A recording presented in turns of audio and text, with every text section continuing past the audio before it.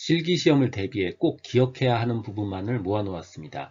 직업상담사 2급 초단기 합격비법 2차 실기대비 이론과 문제집의 내용을 바탕으로 제작된 강의입니다. 고정 댓글에 질의응답을 위한 카페 링크와 교재 구매 링크를 넣어드렸습니다.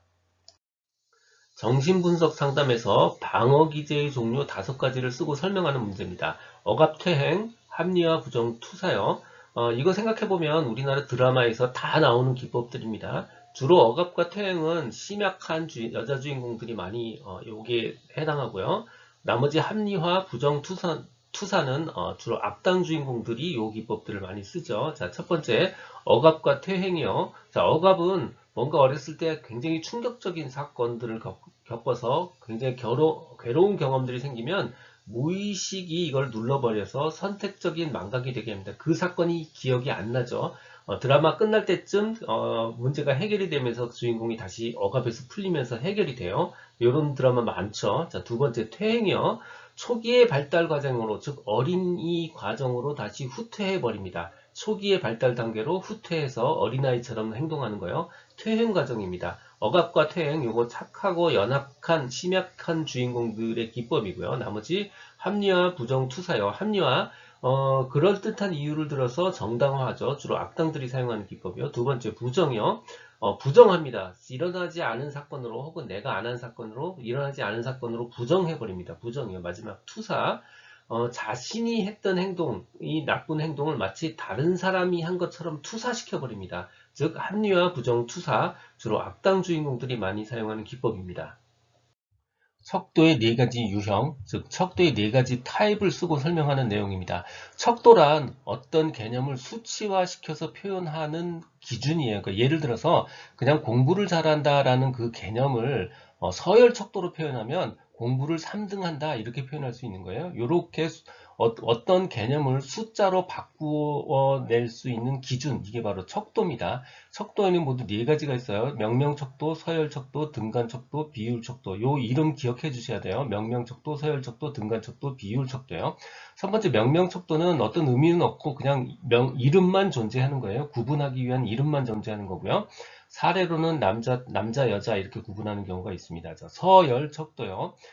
순서나 순위가 있어요. 예를 들어서 1등, 2등, 3등, 1등급, 2등급, 3등급 혹은 상중하 이런 식으로요. 순위가 존재하는 척도 바로 서열 척도고요. 등간 척도는 간격이 같다는 뜻이에요. 그러니까 기본적으로 서열 척도의 개념은 이미 가지고 있고요. 서열적 속성은 있고요. 거기에 척도의 단위가 간격이 같아요. 등간격이에요. 척도의 단위가 같은 간격을 가진 척도, 서열 척도의 속성을 가지고 있고 거기에 플러스해서 척도의 단위가 같은 간격을 가진 것, 예를 들어서 1점부터 100점까지 1점 단위로 혹은 4점 단위로 막 나눠져 있는 경우 이게 바로 등간 척도입니다. 비율 척도는요. 당연히 등간 척도의 속성을 가지고 있고요. 등간 척도의 속성이 있으니까 서열 척도의 속성도 당연히 가지고 있고요. 즉 서열 척도, 등간 척도의 속성을 가지고 있고 거기에 플러스해서 그 값들이 비율 정보를 가지고 있는 척도입니다.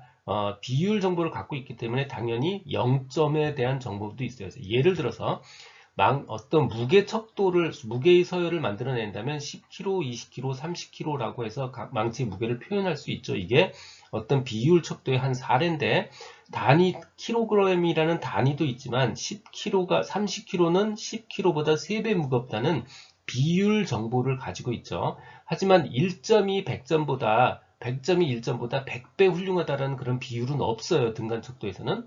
등간척도에서는 그 비율이 몇 배 더 낮다, 더 모자르다 이런 비율은 없습니다. 하지만 비율 척도에서는 비율 정보를 더 추가해서 갖게 되는 그런 정보입니다.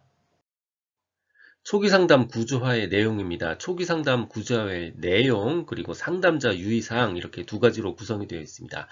효과적으로 공부할 수 있도록 내용은 통합해서 설명을 드렸어요. 각각의 모범 답안은 교재 통해서 확인할 수 있고요. 내용을 손으로 공부해야 한다는 것은 절대로 잊으시면 안 됩니다. 초기 상담에서 상담 구조화와 상담자 유의사항은 같은 문제입니다. 딱 하나 차이는 뭐냐면 상담자 유의사항은 면담 전에 해야 되는 일이 하나 더 있어요. 그러니까 면담 전 사전 자료 검토해야 되는 게 하나가 더 추가될 뿐이고 나머지는 다 동일한 겁니다. 자, 상담의 구조화 내용 혹은 상담 전 유의사항이요. 첫 번째 상담 목표 정해야 되고요. 두 번째 상담의 구조화를 진행해야 됩니다. 구조화라는 게 뭐냐면 상담을 언제 하고 절차, 수단, 시간, 장소, 비용 이런 것들을 정하는 게 구조화예요. 세 번째 역할을 정해야 돼요. 상담자의 역할 정해야 되고 내담자의 역할을 정해야 되고 지켜야 될 규칙을 정해야 되고요. 마지막으로 비밀 보장 및 한계 고지가 더 있습니다. 딱 하나 차이가 뭐라고 그랬죠? 상담자 유의사항은 면담 전에 그 상담자에 대한 자료를 검토해야 되는 것, 면담 전 사례와 자료 검토 요거 하나만 더 추가될 뿐입니다. 임금격차 발생 원인 파트입니다. 산업별 임금격차가 발생되는 원인을 다루고 있고요. 임금격차 발생 원인 중 경쟁적 요인을 다루고 있습니다. 첫 번째 산업별 임금 격차입니다. 첫 번째는 산업 간의 노동 생산성의 차이예요. 어떤 산업이 돈을 많이 번다면 그 산업은 임금이 높을 거고요. 어떤 산업이 수익을 적게 번다면 그 산업에서 일하는 사람들의 임금은 작을 겁니다. 그래서 산업별로 노동 생산성 차이 때문에 임금 격차가 발생하고요. 두 번째는 노동조합의 존재 여부에 따라서 노동조합이 강력한 산업은 임금이 상대적으로 높을 겁니다. 세 번째는 산업별로 시장 지배력, 독과점의 차이예요. 어떤 산업이 한 시장을 거의 다 혼자 독점하고 있다면 이 산업은 수익성이 높기 때문에 상대적으로 높은 임금을 제공할 수 있습니다. 앞에 게 산업별 임금 격차 차이였다면 두 번째 문제는 임금 격차를 만들어내는 경쟁적 요인이 뭐냐라고 물어보고 있어요. 세 가지 덩어리로 나눴습니다. 첫 번째는 생산성의 문제, 두 번째는 임금 정책의 문제, 세 번째는 시장의 단기적 불균형의 문제입니다. 생산성의 문제는 개인들이 가지고 있는 인적 자본량의 차이 때문에 경쟁에 의해서 임금 격차가 나고요. 또 개인이 가지고 있는 생산성의 격차 때문에 마찬가지로 임금 격차가 나지요. 임금 정책의 문제가 있을 수 있어요. 직업의 종류에 따라서 보상적 임금 격차가 필요한 데는 상대적으로 높을 거고요. 또 어떤 회사가 효율성 임금 정책을 추구하고 있다면 상대적으로 임금이 높을 겁니다. 마지막으로는 시장의 단기적 불균형도 임금 격차의 원인 중 하나입니다. 산업별 임금 격차 발생하는 원인이요. 첫 번째는 노동 생산성의 차이입니다. 어떤 산업이 노동 생산성이 높다면 당연스럽게 돈을 많이 벌게 되고요. 그 산업군은 임금이 올라가는 경향이 있습니다. 두 번째, 노동조합의 존재 여부요. 어떤 산업이 노동조합이 강력하게 구축되어 있다면 노동조합이 없는 산업에 비해서 임금이 높은 경향이 있어요. 세 번째는 산업별 시장 지배력의 차이, 즉 독과점의 차이입니다. 예를 들어서 어떤 특정 기업 하나가 한 산업을 독점하고 있다면 이 사람은 충분한 수익을 유지하는 경향이 있죠. 즉 돈을 많이 법니다. 돈을 많이 벌게 되니까 자연스럽게 임금도 올라가는 경향이 있고요.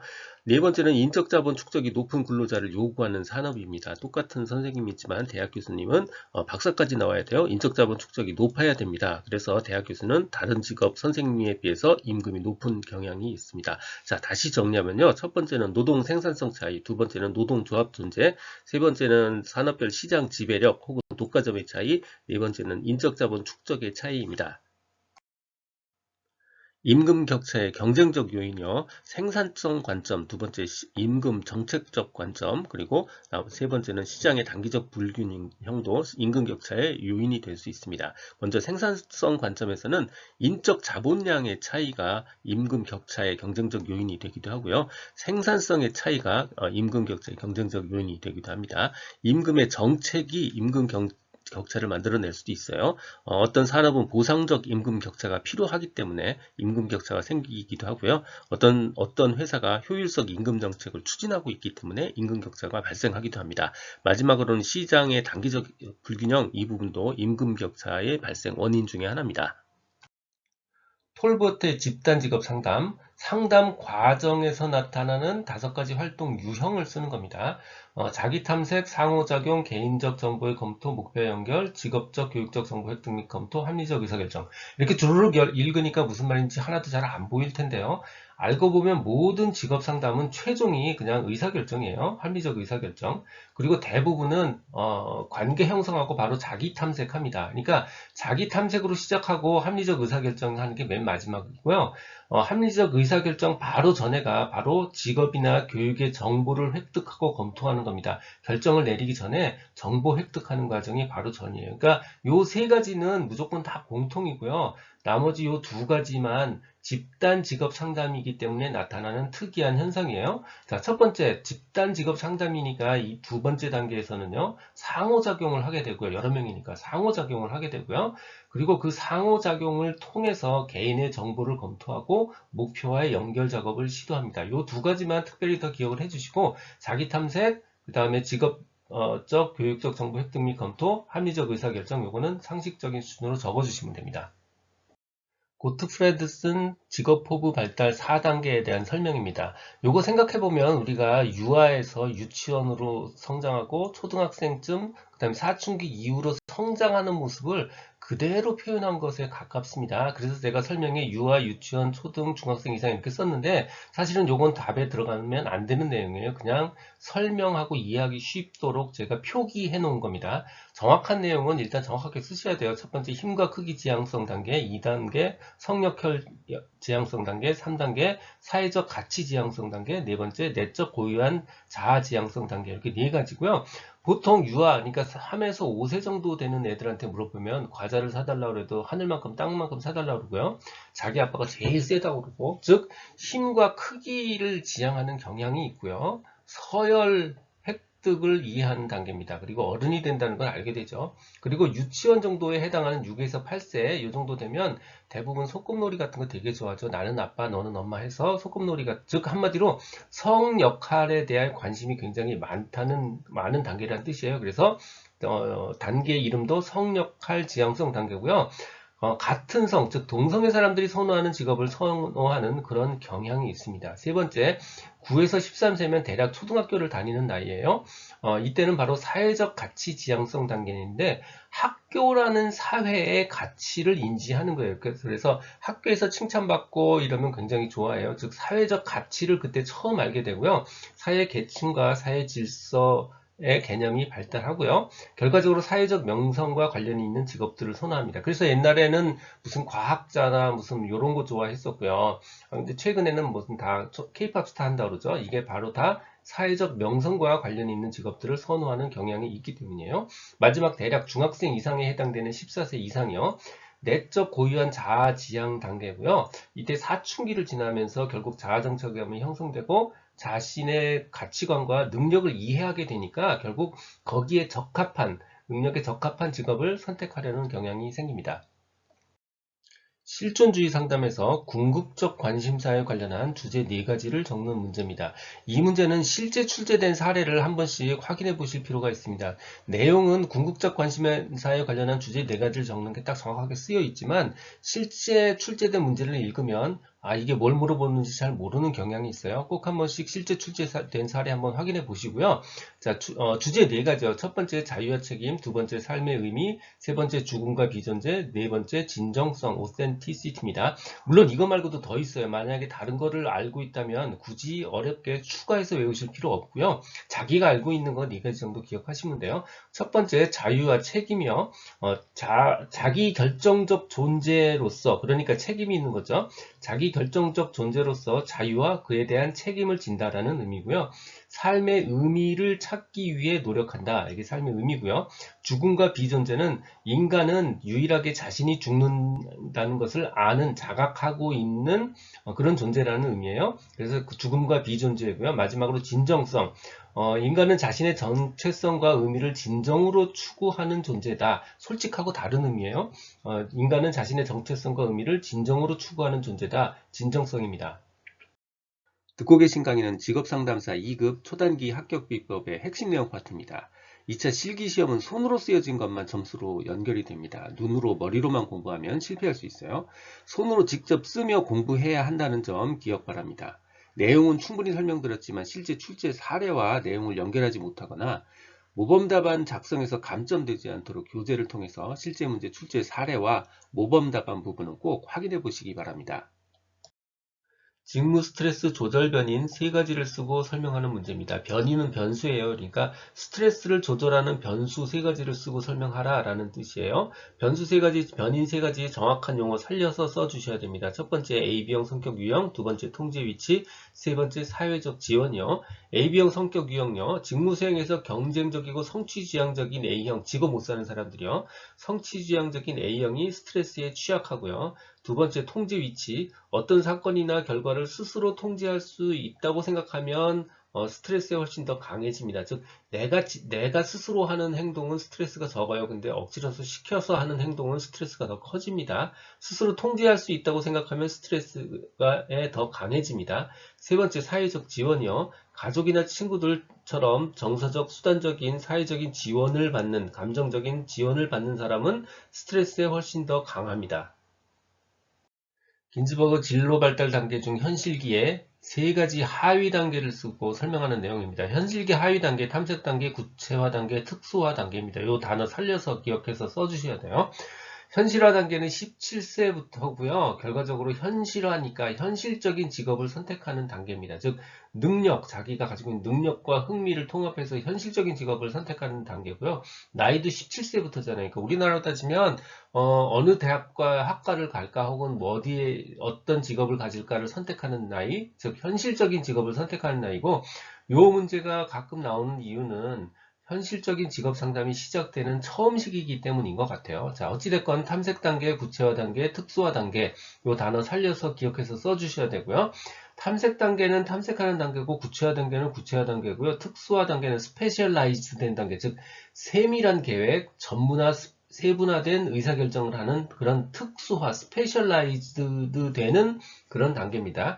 자, 탐색 단계요. 직업 선택의 다양한 가능성을 탐색하는 단계, 직업 선택의 다양한 가능성을 탐색하는 단계, 직업 선택의 기회와 경험을 가지러 노력을 하게 되죠. 구체화 단계는 구체화 단계입니다. 직업 목표의 구체화 단계, 특수화 단계, 특수화 단계예요. 목표 설정에 대한 특수한 단계, 즉 세밀한 계획을 세우는 단계, 전문화, 세분화된 의사결정을 하는 단계, 바로 특수화 단계입니다.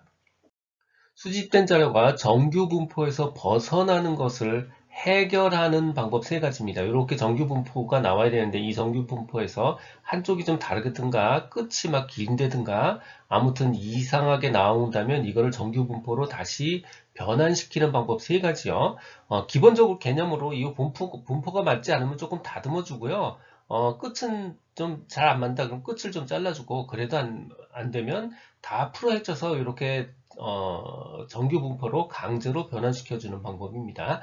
그래서 분포가 안 맞으면 다듬고 끝을 잘라내고 그래도 안 되면 풀어 헤친다. 요 기본 개념을 알고 있으면 내용 자체는 그렇게 어렵지 않고요.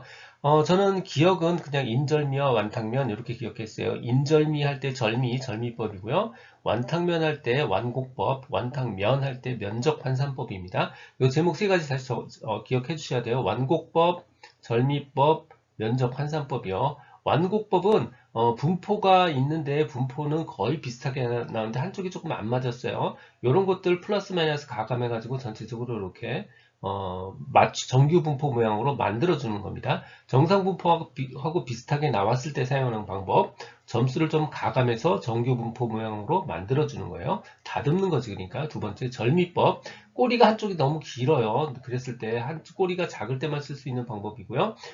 비정상적인 편포, 즉 비정상적으로 치우친 꼬리를 잘라서 그냥 정규 분포로 만들어 줍니다. 꼬리를 잘라서 정규 분포로 만들어 주는 거. 마지막 면적 환산법. 두 가지 방법을 쓰기 어렵고 막 이렇게 이런 식으로 막 좀 어렵게 나왔다 그러면 이거를 그냥 전부 다 지점수로 다 지점수로 다 변환시켜요. 그래서 지점수를 기준으로 이렇게 정규 분포로 강제로 등수 기준으로 만들어 버립니다. 그래서 100분위 점수를 찾아서 해당하는 지점수로 변환해주는 방법, 해당하는 지점수로 트랜스포메이션 하는 방법, 바로 면적 환산법입니다. 코틀의 원형 검사에서 시간 전망 개입의 세 가지 차원, 시간 전망 개입의 세 가지 차원을 쓰고 설명하는 겁니다.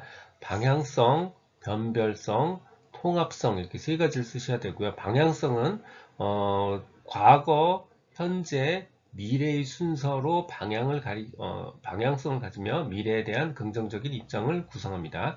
변별성이요. 미래에 대한 태도를 강화하고요. 목표 설정을 이루도록 하고요. 마지막 통합성이요. 현재 행동과 미래형 결과를 연결시키는 작업을 합니다. 윌리엄슨의 특성 요인 이론 중 인간 본성에 대한 5가지 기본 가정이요. 특성 요인 이론에 아주 쉽게 잘 맞는 거 하나밖에 없어요. 독특한 세계관을 가진다. 인간은 각자 자신마다 독특한 세계관을 가지다. 인간은 다 각자 자기만의 특성이 있다. 다르다. 이런 의미에서 잘 맞습니다. 나머지는 모두 다 선함에 관련한 4가지 항목들이 있어요. 그래서 이름을 좀 바꿨습니다. 윌리엄 선이 아니고 윌리엄 선이에요. 윌리엄 선의 특성 요인 관련 인간관. 첫 번째는 특성 관련 한 항목이 있어요. 독특한 세계관. 독특한 세계관 하나 있고 나머지는 선에 관련한 4항목입니다. 선의 잠재력, 선한 생활이란, 선의 본질, 선의 실현이요. 자, 첫 번째. 독특한 세계관을 가진다. 인간은 각자 자신만의 독특한 세계관을 가진다. 나머지는 다 선에 관련된 4가지 항목들이에요. 자, 두 번째요. 인간은 선과 악의 잠재력을 모두 가지고 있다. 인간은 선과 악을 모두 가지고 있다. 잠재력을 모두 지닌 존재다. 세 번째, 선한 생활을 결정한다는 것. 선한 생활을 결정하는 것은 결국 자기 자신이다. 네 번째, 선의 본질. 선의 본질이란 자아의 완전한 실현이다. 5번째, 인간은 선을 실현하는 과정에서 혼자 못하고 결국 타인의 도움을 필요로 한다. 인간은 선을 실현하는 과정에서 타인의 도움을 필요로 하는 존재다. 심리검사 제작을 위한 예비 문항 제작 시 고려해야 될 사항 3가지를 쓰고 설명하는 문제입니다. 보통 3가지를 요청하는데 5가지를 요청하는 경우도 있었어요. 그러니까 5가지까지 기억을 해두는 게 좋습니다. 난이도, 변별도, 추측도, 그 다음 적절성, 구조화입니다. 문항의 난이도요. 난이도니까 문항의 쉽고 어려운 정도고요. 문항의 변별도요. 변별하니까 결국 구별하는 거예요. 검사 점수가 높은 사람과 낮은 점수의 사람을 구별하는 거, 변별하는 거예요. 문항의 추측도요. 추측으로 답을 맞출 수 있는 정도요. 문항의 적절성, 문항이 특정 집단에 유리하지 않도록 적절하게 조절되어야 되고요. 문항의 구조화, 문항의 질문이 모호하지 않고요. 구체적이고 명확해야 합니다. 직무 분석 자료의 활용 용도 5가지, 3가지, 4가지, 5가지를 쓰는 문제입니다. 답안 자체는 굉장히 상식적이고 쉬워요. 근데 문제는 뭐냐면 시험장에서 이런 상식적인 거 5가지를 쓰는 게 그리 쉽지 않다는 게 문제예요. 자, 그래서 이해형으로 좀 바꿨습니다. 자, 언제 쓰느냐? 이 직무 분석 자료는 언제 쓰냐? 사람을 뽑을 때 쓰고요. 가르칠 때 쓰고 평가할 때 쓰고요. 관리할 때 써요. 자, 사람을 뽑을 때 언제냐면 모집하고 배치할 때, 즉 모집 선발하고 사람을 배치할 때 바로 사용합니다. 자, 두 번째, 사람을 가르칠 때 쓰죠. 직무 분석 결과 교육하고 훈련하고 경력 개발할 때 씁니다. 교육 및 훈련할 때 쓰고요. 경력 개발할 때 씁니다. 세 번째, 사람을 평가할 때 쓰죠. 직무평가, 수행평가할 때 씁니다. 직무평가 및 직무 수행평가할 때 쓰고요. 마지막으로 관리할 때 쓰죠. 인력계획 및 관리, 안전관리할 때 씁니다. 인력계획 및 관리할 때 쓰고요. 안전관리할 때 씁니다. 이렇게 3개, 4개, 5가지 기억나는 순서대로 적어주시면 됩니다. 적정 임금 상승 이 문제는요. 푸는 공식은 문제에 주었고요. 대신 한 가지씩 함정을 파두었습니다. 자, 요거 정리해 드릴게요. 자, 푸는 공식이요. 뭐라고 쓰였냐면 임금 상승률은 노동 생산성 상승률과 일치시켜야 한다라고 쓰여 있죠. 이게 바로 공식입니다. 적정 임금 상승률은 아까 임금 상승률은 1인당 노동 생산성의 증가율과 같아야 되는 거예요. 임금 상승률은 1인당 생산성 증가율과 같아야 되는 거예요. 자, 이게 공식이고요. 한 가지 함정이 있더랬죠. 자, 얘는 부가가치 생산성이지 순부가가치 생산성이 아니에요. 자본 비용을 포함해서 계산하는 게 순부가가치고요. 그걸 포함하지 않고 계산하는 게 그냥 부가가치입니다. 그러니까 이 문제에서 자본가 비용이 얼마다 이건 순전히 함정입니다. 그러니까 이 문제에서 자본 비용은 그냥 지워버리시면 돼요. 지워버리시고 계산하시면 되고요. 최종 적정 임금 상승률이 1인당 부가가치 생산성 증가율과 같다라는 걸 놓고 풀면 되는 겁니다. 자, 최종부터 정리해 볼게요. 명목 임금률과 결국 1인당 부가가치 생산성 증가율은 같은 겁니다. 자, 그러면 1인당 부가가치 생산성 증가율을 구하면 되죠. 즉 1인당 부가가치 생산성 증가율을 구하면 되는 겁니다. 그런데 1인당 부가가치 생산성 증가율을 구하려면 결국은 1인당 부가가치 생산을 1인당 부가가치를 구하면 돼요. 1인당 부가가치 증가율을 구하려면요. 1인당 부가가치를 구하면 돼요. 그런데 1인당 부가가치를 구하려면요. 결국 그냥 부가가치를 구하면 돼요. 부가가치. 자, 요 순서를 그대로 역으로 풀면 되는 겁니다. 자, 해마다 부가가치는 어떻게 구하냐면 그냥 물건 가격에다가 생산량을 곱하면 부가가치가 주어져요. 그래서 17년 부가가치 총액을 구하면 물건 가격 10원에 생산량 100개 곱해서 1000원을 얻을 수 있고요. 마찬가지로 18년의 물건값 12원, 18년의 생산량 120개 해서 1440원을 구할 수 있습니다. 자, 부가가치 총액을 구했죠. 그러면 이 부가가치 총액을 1인당 얼마씩 부가가치를 구했느냐가 중요하니까 결국 1인당 부가가치를 구해야 돼요. 그러면 요 각자 부가가치를 인원수로 나눠주면 되죠. 그래서 부가가치 1000원을 인원수 40명으로 나눠서 25원을 얻을 수 있고요. 마찬가지로 부가가치 1440원을 인원수 50명으로 나눠서 28.8원을 얻을 수 있습니다. 그러면 우리가 1인당 부가가치를 얻었으니까 결국 이 두 개 25원에서 28.8원으로 증가한 증가율을 구하면 됩니다. 증가율은 큰 값에서 작은 값을 빼서 처음 값으로 나눠주면 돼요. 그러니까 28.8에서 작은 값 25를 빼서 처음 값 25로 나눠주면 그냥 0.152 증가율을 얻을 수 있습니다. 요거 퍼센트로 구하면 15.2%죠. 자, 요 1인당 부가가치 생산성 증가율 구했으니까 결국 명목임금률은 15.2%를 상승한다. 이렇게 정리하시면 돼요. 다시 정리할게요. 자, 최종 적정 임금 상승률은 1인당 부가가치 생산성 증가율과 같고요. 그거 계산하려면 첫 번째는 부가가치를 구하고요. 자, 두 번째는 1인당 부가가치를 구하고요. 세 번째는 그거의 증가율을 구해요. 그렇게 되면 결국 그 증가율이 명목임금률에 해당하는 겁니다. 지금까지 라디캠지기 꾸벅이 박종규입니다. 지금 화면 좌측 상단의 재생 목록을 누르면 필요한 부분을 선택해서 들을 수 있습니다. 도움이 되셨다면 좋아요, 구독 부탁합니다. 감사합니다.